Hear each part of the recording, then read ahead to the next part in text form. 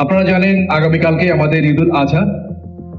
এই ঈদুল আজহা উপলক্ষে সামনে রেখে বিজিবি সীমান্ত এলাকায় কঠোর নজরদারি এবং গোয়েন্দা তৎপরতা বৃদ্ধি করেছিল। তারই প্রেক্ষিতে আমরা গত 6 মাসে প্রায় 284টি গরু জব্দ করতে সক্ষম হয়েছি, যার আনুমানিক মূল্য প্রায় 13 কোটি টাকার উপরে। আমরা এই চেষ্টাটা অব্যাহত রেখেছিলাম যেন স্থানীয় কৃষকরা ক্ষতিগ্রস্ত না হয় এবং অবাধে যেন অবৈধভাবে গরু আমাদের দেশে প্রবেশ করতে না পারে।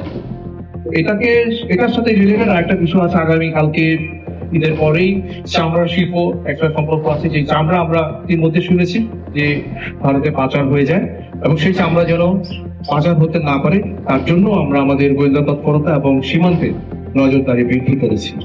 এর পাশাপাশি আপনারা জানেন ইতিমধ্যে রিসেন্টলি কুশকিন সম্পর্কে সীমান্ত এলাকায় একটা সকলেরই আগ্রহ আছে এই বিষয়টা জানার জন্য। ইতিমধ্যে আমার দায়িত্বপূর্ণ এলাকায় 12-24 জন, এবং ভুলবাধিতে যেটা 10 বিজিবি দায়িত্বপূর্ণ এলাকায় সেখানে আরো 13 জন কুশিন হয়েছিল, এবং প্রত্যেকেই আমাদের বাংলাদেশি নাগরিক, যেটা পরবর্তীতে প্রশাসনের মাধ্যমে নিশ্চিত করে তাদেরকে বাড়ি পাঠিয়ে দেওয়া হয়েছে। এই বিষয়ে আমাদের স্ট্যান্ড আমরা আমাদের প্রতিপক্ষকে জানিয়েছি যে যদি বাংলাদেশি নাগরিক হয় আপনারা দয়া করে আমাদেরকে তাদের নাম দিবেন, লিস্ট করবেন।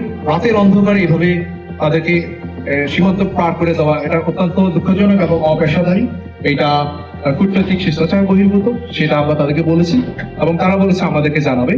তো আমরা সেই বিষয়ে সবসময় নজরদারি এবং জোরদার করে রেখি।